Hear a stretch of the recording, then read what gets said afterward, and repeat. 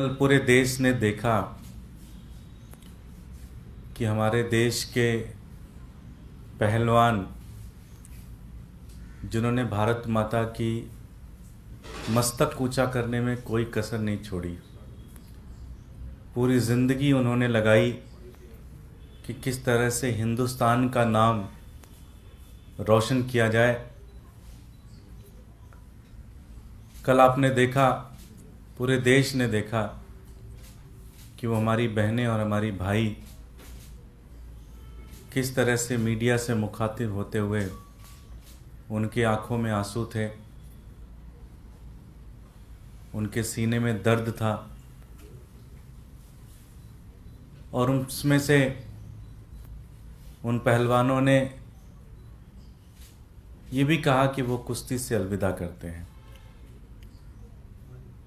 ये बड़े शर्म की बात है, बड़े दुख की बात है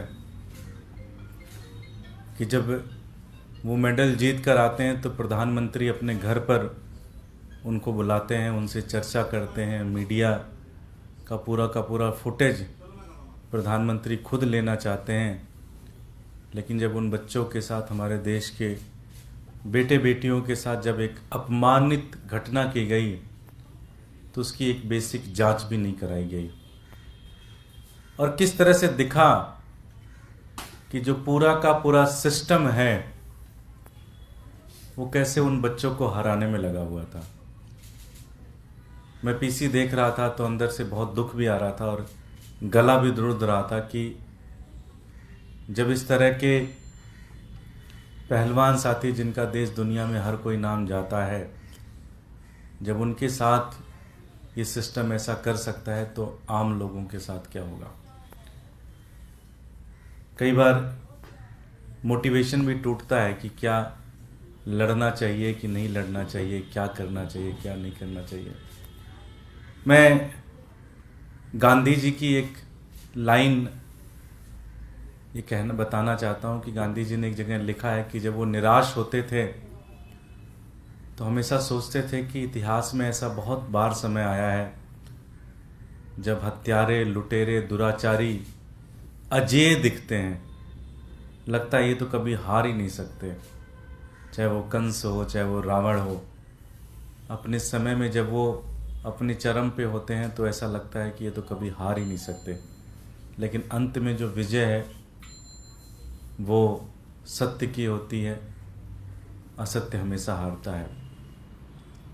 बड़ी दुर्भाग्य की बात यह है कि जब वो साथी हमारे मेडल जीतते हैं तो पूरी की पूरी भाजपा उनके पक्ष में खड़ी रहती है, उनका नाम प्रचार करने में लगी रहती है, उनकी फ़ोटो अपने होर्डिंग में लगाकर पूरी दुनिया में बताने की कोशिश करते हैं कि जो ये मेडल जीता गया उसमें मोदी जी का भी हाथ है, मोदी जी ने भी इसमें पावर लगाई, मोदी जी ने भी 2-3 नुस्खे बताए थे कि कैसे पटकना है, कैसे नहीं पटकना है। लेकिन जब आज पिछले 1 साल से पूरा देश देख रहा है कि वो किस तरह से संघर्ष कर रहे हैं तो उनके साथ कोई खड़ा नहीं हुआ। खड़े हुए तो इस देश के आम लोग, इस देश की आम जनता, आम जनमानस। वो बच्चे भी किसान बैकग्राउंड से आते हैं, वो बच्चे भी, मैं हमारे वीपी साहब जो हमारे धनखड़ जी हैं, मैं जानना चाहता हूं कि क्या वो भी अपनी चुप्पी तोड़ेंगे कि नहीं तोड़ेंगे, क्योंकि किसानों के ऊपर अत्याचार हुआ है। मैं ये भी देख रहा हूं कि इस पूरे मामले में जो जिनके ऊपर सारा आरोप लगा हुआ है उनकी एक बड़ी रील चल रही है जिसमें वो कहते हैं कि दबदबा उनका रहेगा। मैं एक ही चीज़ कहना चाहता हूँ। आज भी साथी ने मुझे ये कोट भेजा, मुझे बड़ा अच्छा लगा, मुझे लगा आपके सामने ये पढ़ के बताऊं। अगर इतिहास देखोगे, समय देखोगे और भगवान में भरोसा रखते हो और भगवान का न्याय देखोगे तो दबदबा तो चरित्रवान का रहा है, चरित्रहीनों का दबदबा नहीं रहा है। दबदबा संतों का रहेगा, गुंडों का नहीं रहेगा। दबदबा सीता का रहेगा, रावण का नहीं रहेगा। दबदबा रक्षकों का रहेगा, भक्षकों का नहीं रहेगा। दबदबा सत्य का रहेगा, झूठ का नहीं रहेगा। दबदबा गांधी का रहेगा, गोडसे का नहीं रहेगा। दबदबा खिलाड़ियों का रहेगा, शारीरिक शोषकों का नहीं रहेगा। दबदबा साक्षी का रहेगा, ब्रजभूषण का नहीं रहेगा। एक मैं उन साथियों से भी कहना चाहता हूँ कि आप हार ना माने। लड़ाई बहुत लंबी है। अंग्रेज़ों को भी हराने में 150 साल लगे, ये तो अभी 2 साल 3 साल की तैयारी है। पूरा देश आपके साथ खड़ा है। इसमें ज़रूर वो एक एसोसिएशन की चुनाव ज़रूर जीते होंगे, भारतीय जनता पार्टी के सहयोग से जीते होंगे, लेकिन भारतीय जनता पार्टी की नैतिक हार ज़रूर हुई है। जब इतिहास लिखा जाएगा तो ये भी लिखा जाएगा कि किस तरह से भारतीय जनता पार्टी एक ऐसे व्यक्ति के साथ खड़ी रही। बहुत बहुत धन्यवाद। कोई प्रश्न? इससे हटकर एक प्रश्न है कि आज इंडिया अलायंस की जो प्रोटेस्ट था वो भी हुआ और काफी सारे ही नेता लगभग पहुंचे थे जो अलायंस में जुड़े हुए हैं, लेकिन कहा यह जा रहा है कि नीतीश कुमार को जो है जिस तरीके की तवज्जो मिलनी चाहिए थी वो न मिलने के कारण नाराजगी थी और राहुल गांधी ने उनसे बात किया। तो क्या इंडिया गठबंधन को बनाने वाले नीतीश कुमार अब आपको ऐसा लगता है कि वो पाला बदल सकते हैं और जेडीयू को ज्यादा उम्मीद है, यानी कि नीतीश कुमार को ज्यादा बड़ा पद मिलना चाहिए? देखिए, मैं जब ये इंडिया अलायंस की बात चर्चा शुरू हुई थी तो मुझे ध्यान है कि अरविंद जी की एक स्टेटमेंट बड़ी याद आती थी। वो कहते थे जैसे जैसे ये इंडिया अलायंस मजबूत होगा, हर दिन एक खबर आएगी कि फला उससे असंतुष्ट, फला उससे असंतुष्ट, फला उससे असंतुष्ट, फला उससे असंतुष्ट। एक पूरी की पूरी टीम लगेगी, एक पूरी का पूरा सिस्टम लगेगा ये दिखाने के लिए कि इनकी आपस में नहीं बन रही है। और आप देखिए, जैसे ही मीटिंग से निकलता है कोई व्यक्ति तो कहते हैं अच्छा वो तो पहले निकल गए, वो बहुत ज़्यादा ही नाराज हो रखे हैं, किसी को कुछ नहीं पता।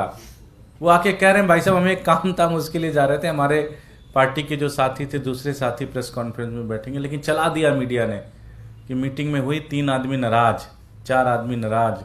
तो ये तो चलेगा, ये तो पूरी आप ये समझिए कि पूरी एक टीम है जिसके ऊपर काम कर रही है, जो ये दिन भर चलाएगी कि नीतीश जी नाराज हो गए हैं, केजरीवाल जी नाराज हो गए हैं, ममता जी नाराज हो गई हैं, फिर पता चला फला आदमी नाराज हो गया है, फिर धमाक आदमी नाराज हो गया। ये चलता रहेगा, इसके लिए तो मेंटली तैयार रहिए आप।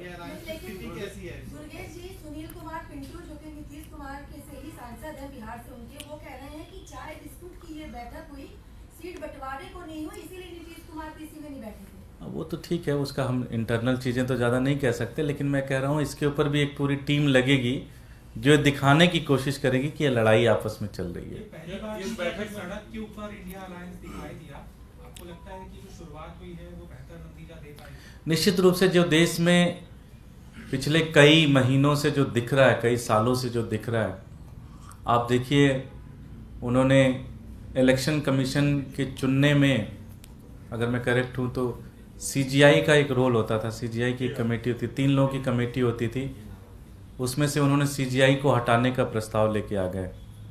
इस तरह से मतलब ऐसा होगा कि प्रधानमंत्री जिसको चाहेंगे वो चीफ इलेक्शन कमीशन बनेगा। 150 से ज़्यादा सांसदों को प्रश्न पूछने के आधार पर उनको निकाल दिया गया। खुद उनकी सांसदा हेमा मालिनी कहती हैं बहुत क्वेश्चन पूछते हैं इसलिए इनको हटा दिया गया है यहाँ से। तो आप समझिए कि इससे लड़ना पड़ेगा और बड़ी खुशी की बात है आज सब लोग ज़मीन पर उतर कर इसका प्रोटेस्ट कर रहे हैं जंतर मंतर पर। आम आदमी पार्टी का भी इसमें पूरा सहयोग है। सर आपको लगता है पंजाब और दिल्ली में जो अलायंस की बैठक, क्या क्या इंडिया अलायंस जो है वो पूरी तरीके से मजबूत है और तवज्जो वाली जो बात ये प्रश्न जो है ना, ये प्रश्न ही एक पूरी तरह से एक उस बड़े प्रोपेगेंडा का हिस्सा है कि भैया इनकी बन नहीं रही आपस में, ये आपस में लड़ेंगे। आपकी कभी खबर आई कि भाई योगी जी की मोदी जी से नहीं बन रही है? कहीं खबर किसी प्रश्न ने पूछा? लेकिन आप सड़क पे चले जाइए, चौराहे पे चले जाइए, हर आदमी कहेगा बन नहीं रही है दोनों लोगों में, लेकिन आपसे कोई प्रश्न नहीं पूछेगा, कोई टीवी चलाएगा नहीं, है कि नहीं? गलत तो नहीं कह रहा मैं?